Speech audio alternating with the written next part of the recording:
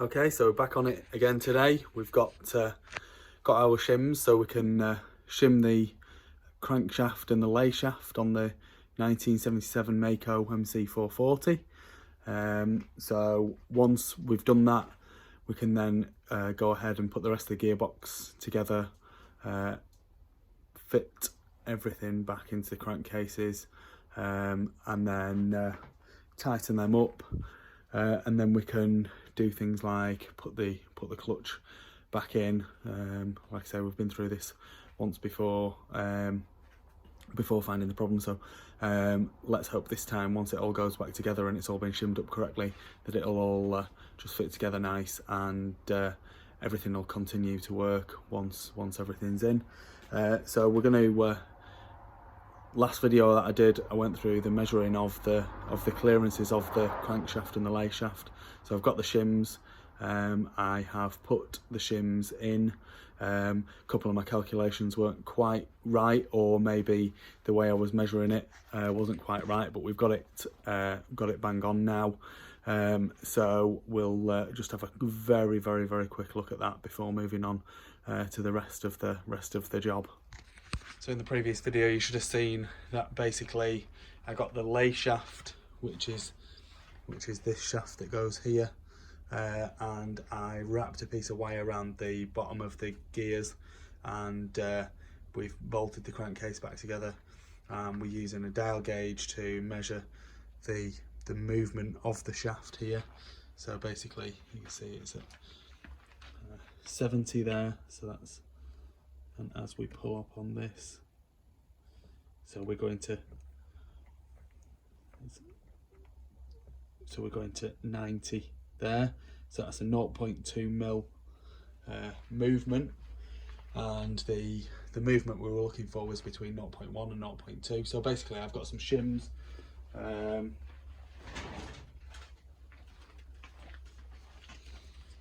These are shims, if you don't know what they are, and they're all of different thicknesses, and basically I've laid them on top of the lay shaft at this end to bring the clearance down. So it was approximately 1.7 mil that we needed to shim it by, and they're all in now, and so that should all be, well, that is fine.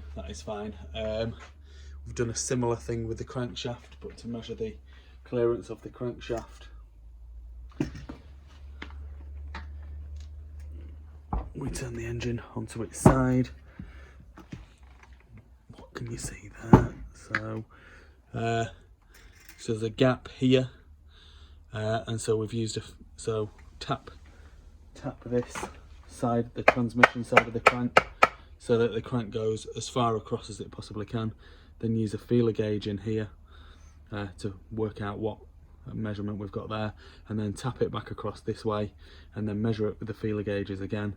And then what we're looking for is a movement of somewhere between 0.1 and 0.3 mil, and we're absolutely bang on at 0.2, so that's pretty perfect, right in the middle, which is the kind of thing that we want.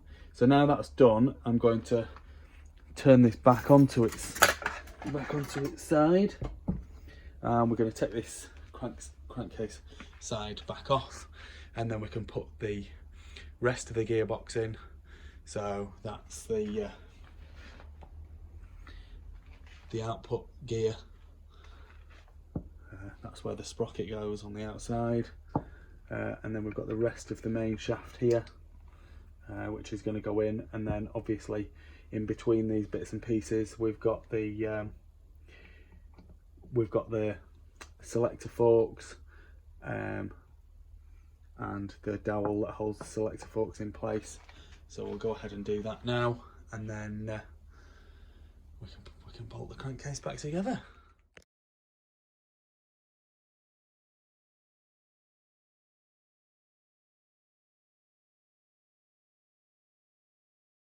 So hopefully you've seen there that I've taken out the lay shaft, and I've separated it, all its components, making sure that I'm keeping the shims in the right places, and the bearings and the spacers that are in there. I've separated, well, I've put the output gear into the crankcase, and I'll now go ahead and put the start building everything up. So sometimes this is a bit of a tricky process, so we'll put the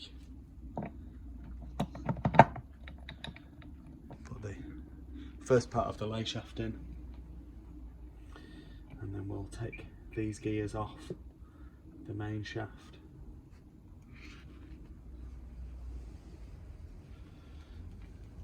and then we'll slide the main shaft in. So that just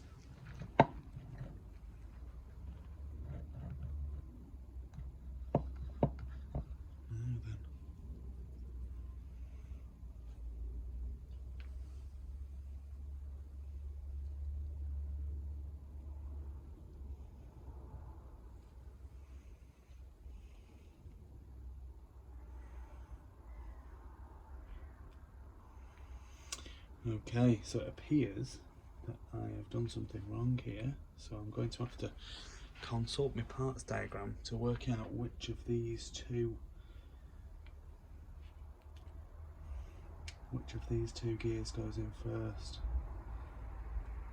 because what I appear to have done is got them slightly mixed up, which is a bit bad of me.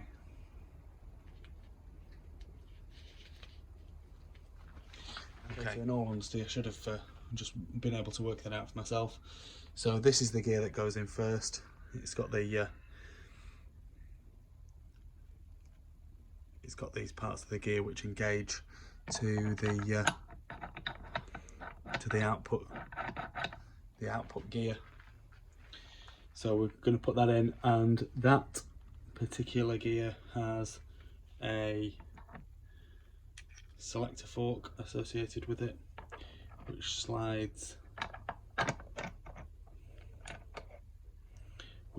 into the selector plate, which is this here. There's 3 grooves. The bottom selector fork goes in the bottom groove. The second selector fork, which comes off the lay shaft, goes into this groove here, and then the third selector fork comes off this gear. So we'll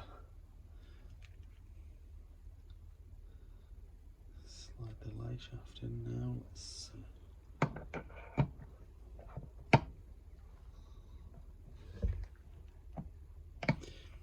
the main shaft, and just need to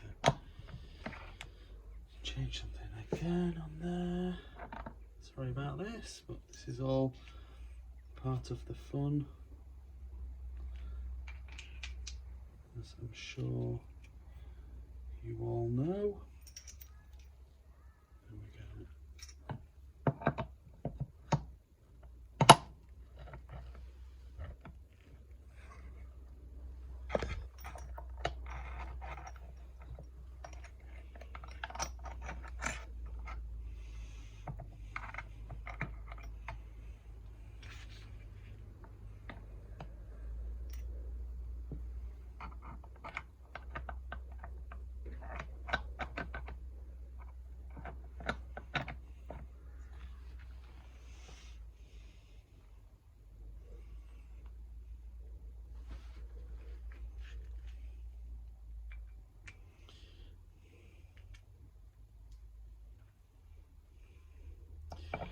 So then now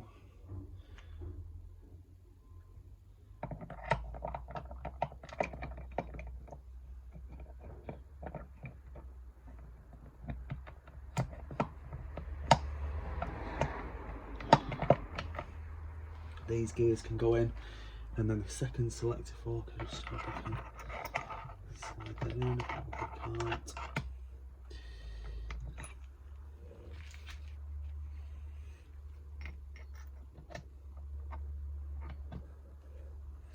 So all the different gearboxes, they all have like different tips and different techniques of getting your forks in right, and this, that and the other. So sometimes it just needs a little bit of messing about.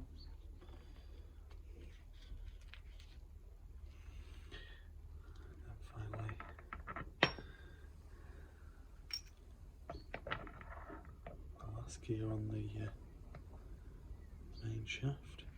So now those selectors are in, we can put the dowel through.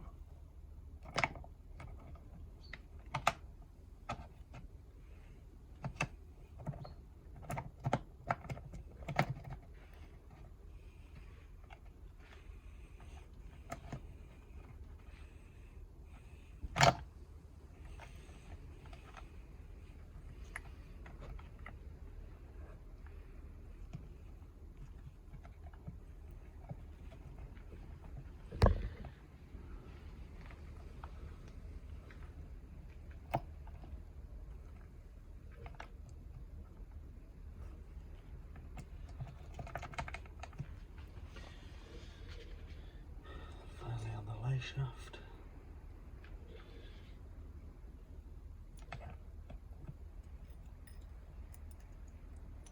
We've got the last gear and we've got our shims as well. So that's all in. All of the selector forks are all in the selector plate. It's not changing gear amazingly well at the moment for a couple of reasons. One, it always works better when the second half of the crankcase is on.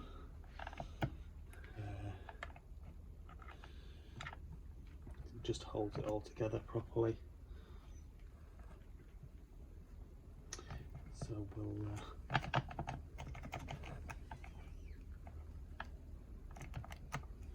So we'll do that. We'll get the second half of the crankcase on. We're just going to change this hook and ratchet spring. So this is the spring that holds this hook, which comes out on the other side of the crankcase, and it's this which pushes and pulls the gears on the Maico engines. So we'll just go ahead and change that spring, and then we'll crack on with the build.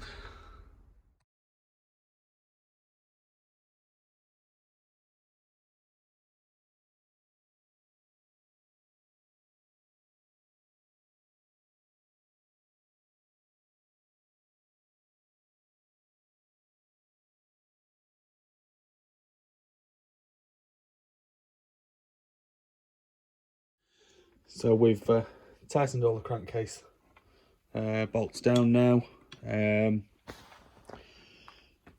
We've replaced the spring that holds this hook ratchet device, which is the gear selector device on these Maicos. So we've changed that, and then this is like the selector arm, if you like. When you change gear, there's a 90-degree. That must be in the clutch cover, which is down there. I'll get that in a minute. There's a 90-degree elbow which basically pivots, and it moves this arm backwards and forwards, which in turn the hook pulls on the ratchet device, which shifts the gears. So we'll stick that in now, and then after that we'll put the kickstart in, and we're getting closer, and hopefully this time when we put the clutch cover back on, it'll be all hunky-dory.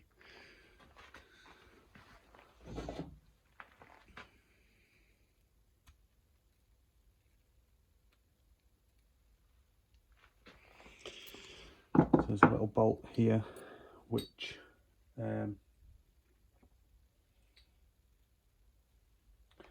secures, and it's got a locking washer on here. So we'll just put that in, and then we'll bend the tabs of the locking washer over, so that bolt can't come loose.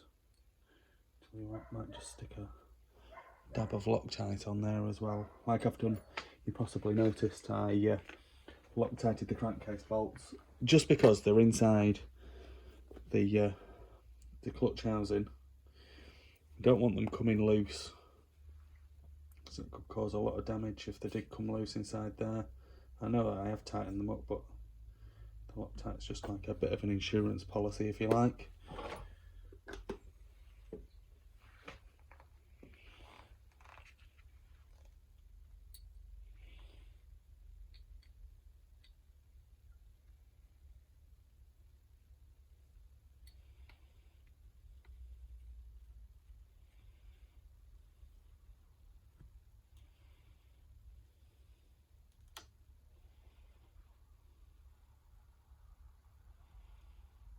That's finger tight, so I'll knock that tab down.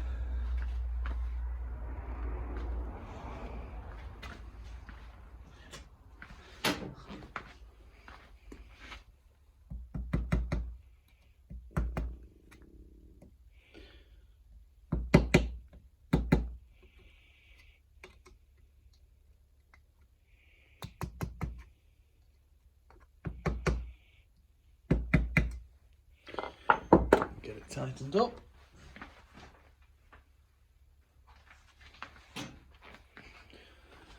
And then there's another lock on that washer which locks up against the bolt itself. I'll just see if this little pick here can get underneath there. Now I'll have to find something. There we go.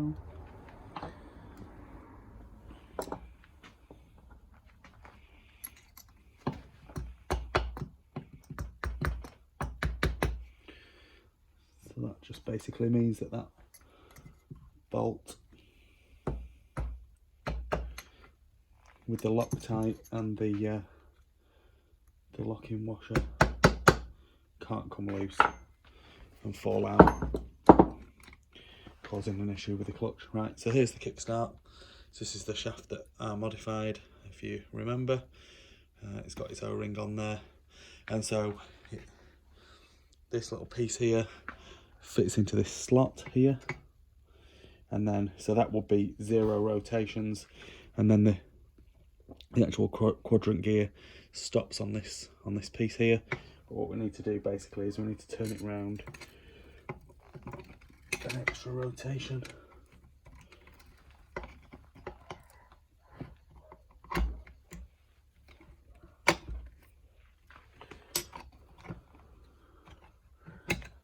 There we go. She's in. All nice. So now we're on to putting the clutch in, and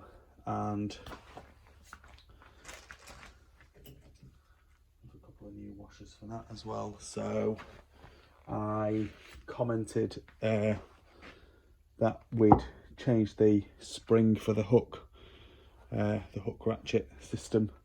I've ordered a new thrust washer. It's just a bit of wear marks on it, and for the cost of it, we might as well just fucking change it while we're doing the job. So the thrust washer goes on the main shaft, and that lives on the back of the clutch itself.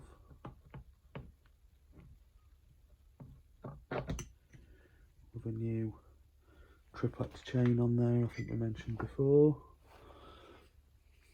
And then the clutch centre. There we go. And then we have so there's a locking washer for the clutch centre, which is this. So you'll see it's nut shaped, so the nut is basically going to fit through there. So this washer is going to not quite fit this nut for some bizarre reason, so I might have to do a slight bit of modification there, which is a bit disappointing.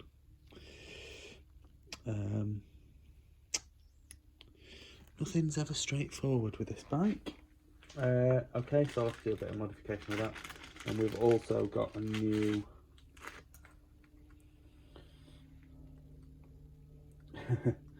and that one also doesn't fit. There we go.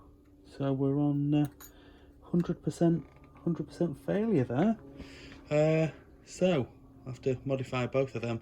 There we go. That's my next job then. So the simple just sticking the clutch in is not going to be that simple anymore. I'll crack on with that. Okay, so it's not as uniform as what I would have wanted, but then again it didn't flipping fit. So that's the locking washer for the end of the crank, and it does now fit on. I've just filed that down with with a small file, and then that's the lock-in washer for the centre of the clutch, and that also now fits. So once these bolts are tightened up, these nuts are tightened up, this lock-in washer needs to be tapped up, so it's going to prevent that nut from moving, and then this washer here is going to fit on the outside of the nut in the clutch centre, and then the sides, there's like three sides, if you like. You might be able to see from there. You are. There's three sides which need some to be cut slightly, and then to be tapped down, and basically that'll prevent the clutch centre nut from moving as well. So it's all about preventing things from coming loose and undone, because obviously this is where a lot of the magic for the drive of the bike happens. So we'll go ahead and tighten those up, and then we'll get them locked into place, and then we can continue putting the clutch cover back on, and then hopefully she'll change gear and everything's good, and then we'll be able to move on to the other bits and pieces that we need to do.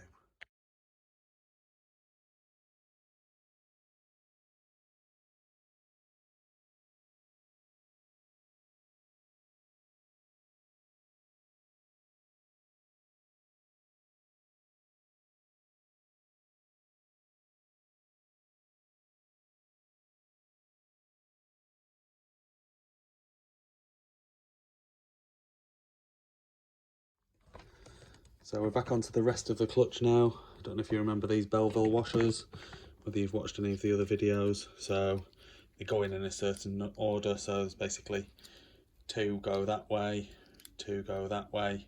So that's what creates like your spring pressure, and then they just stack up like that. So I've kept them in that order on the cable tie, so I'll just snip them and then just put them in the same order in the centre of the clutch.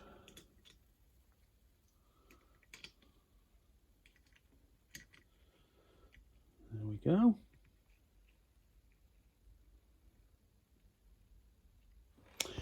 And then here's the clutch bits.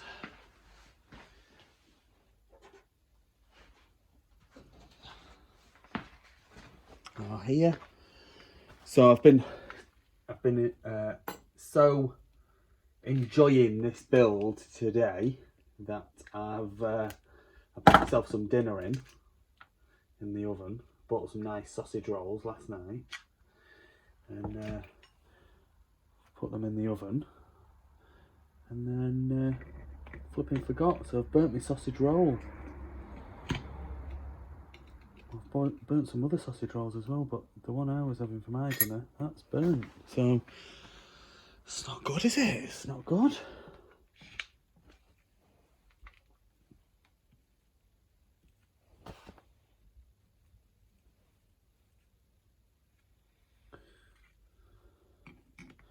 And then if you remember last time, these clutch plates didn't fit, so I've had to grind the clutch plates down. I don't know if like everything on this bike, there's just seemed to be something not quite right. I was waiting for the for that ratchet spring, the hooked ratchet spring, to arrive this morning, and so I thought, oh, what I'll do is I'll just get the seat out, because I need to take that down to me guy who does my seats for me, get Longridge upholstery, and he'll recover it, and this, that and the other. So anyway, so the seat that I've got is completely different to the seat that came off the bike. Now, I thought to myself, oh, flipping it, they've sent me the wrong seat, and they haven't. They've sent me the right seat, but the seat that was on the bike is wrong. So I need to have a bit of a look and see what's going to go on with that, because it's a bit annoying, shall we say. So these aren't going to fit on properly, so what we need to do, so there's a snap ring that goes on there, and there's a fibre, and then there's the top pressure plate and another snap ring. So what I'm going to do is I'm going to cable tie the fibre and the pressure plate and the top snap ring to the top of, when I've assembled me what I'm using is a clutch compression tool, which is actually a crankcase separator. I'll cable tie these to the top of that, and then we'll push it down and we'll get that first snap ring in, and then we'll cut the cable tie so we don't have to keep taking it on and off. So that's what we'll do.